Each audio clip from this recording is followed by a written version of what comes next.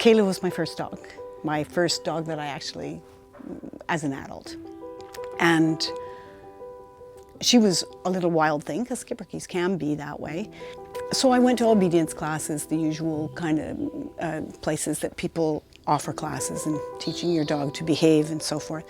It was the kind of training where, you know, you give them corrections, or you give them little leash pops and so forth to get the behavior that you wanted, or you might give them a cookie here and there if they do the right thing. And at a certain point she developed epilepsy, and so I wasn't able to do performance with her any longer.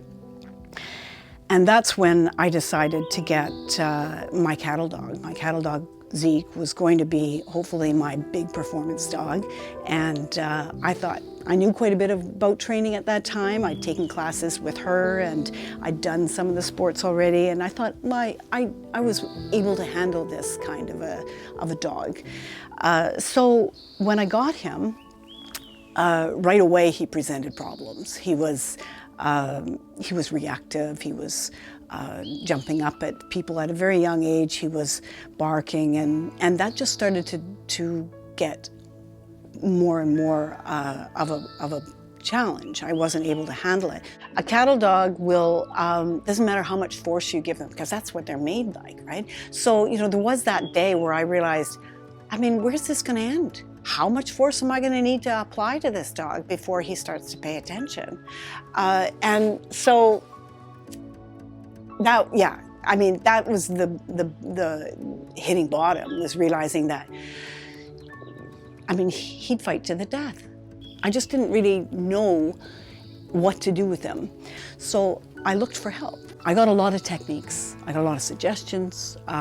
People gave me choke chains, or they said he needs to be told who's boss. Sometimes I'd be told that he needs more exercise. So I took advice from everybody. The more I used corrections on him, the more I followed the directions, the more I took him out and gave him more and more exercise, the worse he got. So over time, I began to realize it wasn't working. He was getting to the point where I couldn't take him out. He was quite out of control. Maybe when Zeke was about 10 or almost a year, I think, I went to an agility trial. And a woman there, I was talking to her and despairing of what to do with him, and that I'd tried all these different things. And she said, you should take recallers. She told me it was an online course, and I thought, well, that sounds perfect. I don't have to take him out, and I can do these exercises at home, and maybe that will help. So, so I did. And it was really a life-changing kind of experience. When I first started recallers, I think I right away knew that it was the right thing to do. I just knew.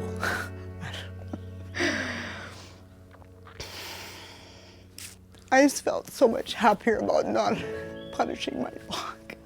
We all love our dogs. Everybody loves their dogs. Even if you punish your dog, you think you're doing it for their own good.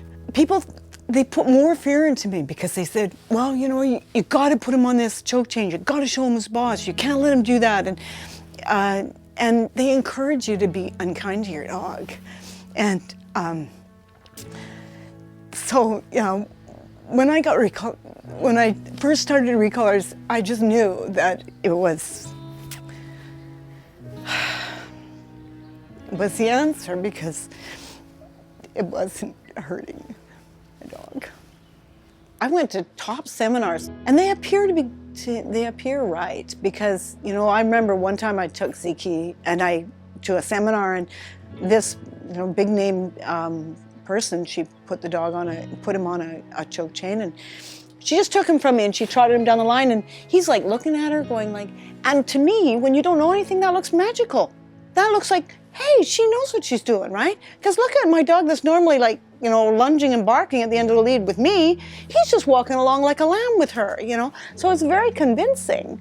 And then, so when that person comes to you, then they come back and they say, here, see, that choke chain works. You know, you want to believe that, right? And and you're looking for answers, and you don't have any other better answers. Well, recallers is far better answer. It's a far better answer. It's based on long-term science that works, and it's based on building a bond, a relationship with your dogs that no force will ever give you. No force-based training will ever give you. So those people were wrong to suggest that he just needed to be given harsher treatment or told his boss, because there was no way he was ever going to understand that. He just understood that the one person that he looked to was punishing him. And there were scary things out there in the world. And he couldn't trust me, and he couldn't look to me for anything. I was just yanking on his collar and yelling at him. So I was just so grateful to find Recallers, and that she could offer another way, that she could say, no, what you can do is build a greater understanding, play games with your dog, build his confidence, build your own confidence, and make progress that way. So yeah, it's such a message of hope. Recallers help me understand how dogs learn. Why do they do these things? They do them because there's value in them. Dogs do things because they're getting something from that. And learning how to work with what they want, the things that they value, and to use reinforcement to build and change their behaviors was a new idea for me that no one had offered. I knew that this was the right way to train, and I was learning so much about how animals learned and how to manage the environment to help them to be right, so that I wasn't having to punish him or he wasn't having to be unsuccessful and so forth. So I was getting better and better at doing that. So after a couple of years, I decided I still wanted to be doing performance sports and agility and obedience with a dog because I enjoyed it so much. And now I knew how to train, I wanted it even more. So I got a second skipper key, and her name is Ruby. And so when I brought her home, she was, from the moment I brought her, she was a Recallers puppy, 100%. She learns how to live in the house and how to be around other people and how to be around other dogs. She learns those things through that game environment and through reinforcement, through always having a good time. So she's never had the experience ever of being corrected or punished for anything. And the best part about that is that you get a dog that's brave, confident, willing to play, fearless. Certainly she has fears, but she knows how to deal with them. She can get over it, and I can help her to get over those things. And I'm always a respectful trainer for her, so I'm not forcing her to go and see things that she might be afraid of. I don't drag her towards something she's afraid of. I respect her. So that's my role as a trainer that I've learned from Recallers, is respect the dog, and yet play games, make life exciting and fun so that she can get over her own concerns in her own way. Ruby has never been corrected, and I think that shows. That shows in her complete trust in me. Whereas Kayla might sometimes have that little bit of a hesitation with me sometimes if I reach down to pick her up, or she's not completely sure, I think. When you start out, just as I did, you don't know anything. I mean, none of us do, right?